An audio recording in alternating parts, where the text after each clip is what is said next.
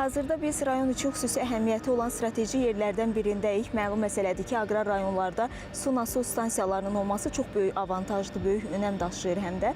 Elə indi dayandığımız bu stansiyada Araz 1, Araz 2 su nasos stansiyasıdır və yenilənmə işləri də aparılır, doğrudurmu? İstərdim bir qədər məlumat verəsiniz və bu yeniliklər nəyi dəyişəcək, o haqda da bir qədər eşidək istəyirəm. Ötən əsrin 70-ci illərindən kəsilmiş xətt və nasos stansiyalar əvvəlki gücünü itirib, müəyyən qədər xəttlərdə tez-tez qəzaların baş verməsi müşahidə olunurdu və 21 fevral 2026-cı ildə Naxçıvan Muxtar Respublikasında su ehtiyatlarından səmərəli istifadə haqqında Azərbaycan Respublikası Prezidenti Cənab İlham Əliyevin sərəncamı ilə tədbirlər planı təsdiq olunub və bu tədbirlər planı çərçivəsində 16 layihə Babək rayonu ərazisində icra olunacaq su layihələri və bu su layihələrin ən böyüklərindən biri Araz 1, Araz 2 layihəsinin həm təzyiqli boru xəttinin yenilənməsi və o cümlədən nasos stansiyalarının Araz çayının sahilində yerləşən Araz 1 və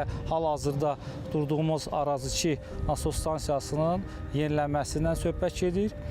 Bu nəyi dəyişəcək? Birinci növbədə bizim su ehtiyatımızın artmasına, indi hal-hazırda 700-800 litr civarında su Arazdan götürülüb ərazilərə çatdırılırsa, layihənin tutumunun yekunlaşdıqdan sonra layihədə nəzərdə tutulan suyun miqdarı 2,5 kub olacaq.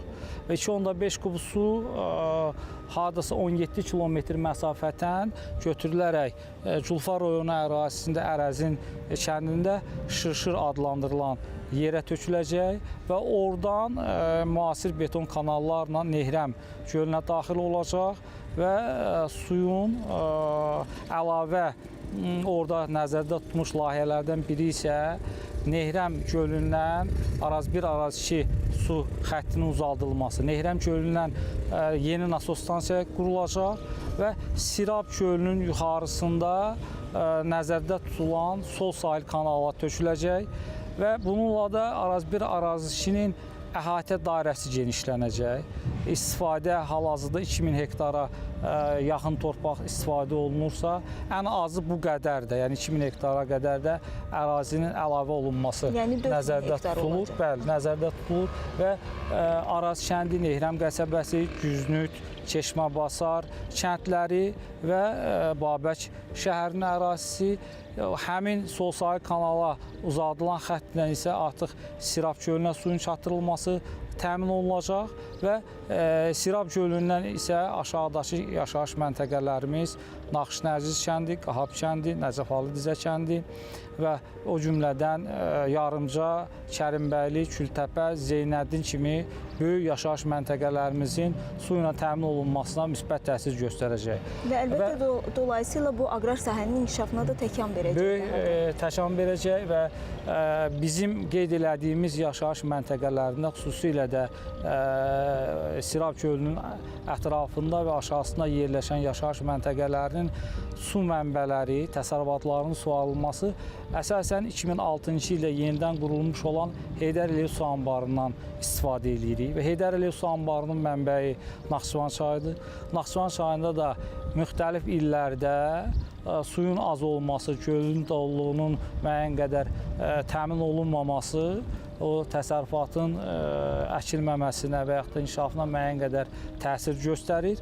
Amma layihə tam Araz 1, Araz 2 yekunlaşdıqdan sonra ümumilikdə bu rayon ərazisindəki 16 layihə öz icrasını tamamladıqdan sonra su təminatının yaxşılaşdırılması Babək rayonu üzrə 88%-ə çatacaq. Nehrəm nasos stansiyasında təzyiqli boru xəttinin yenilənməsi, Nehrəm kanalının yenilənməsi, Cəhri 1, Cəhri 2 nasos stansiyalarının yenilənməsi, o cümlədən Məmmədrıza, Qaraqala, Kəlbağırış, Dizə kəndlərinə sol sahil kanaldan gələn su kanalının betonlaşdırılması, Şıx Mahmud, Xəlilli, Yuxarı Uzunova, Aşağı Uzunova kəndlərinə gələn su xəttlərinin betonlaşdırılması, Nəzərabad, Didivara, Dəlmə kanalı ilə biz su veririk, hal-hazırda torpaq kanaldır, onun betonlaşdırılması, müasir standartlara cavab verən kanalların əvəz olunması nəzərdə tutulub. Su itkisinin qarşısının alınması yönündə hansısa tədbirlər görülürmü və ya nəzərdə tutulubmu? Təbii ki, yeni salınan intensiv bağlarda və o cümlədən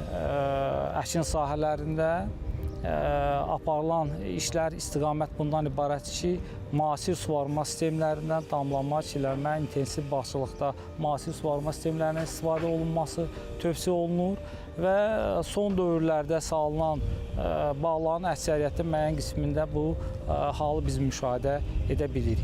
Və dayanıqlı su mənbələri təmin olunduqdan sonra bu layihələrin rayon ərazisində genişlənməsi nəzərdə tutulur.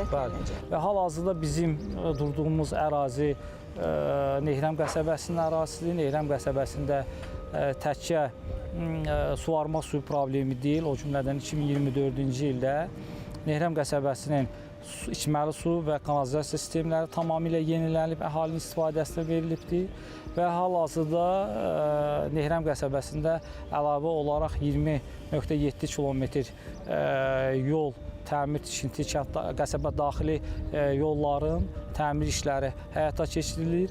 Yerdə qalan əlavə 20 kilometr yolun layihələndirmə prosesindəyik və yəqin ki, 2028-ci ilə qədər Nehrəm qəsəbəsinin daxili yollarının tamamilə asfaltlanması prosesi yekunlaşacaqdır.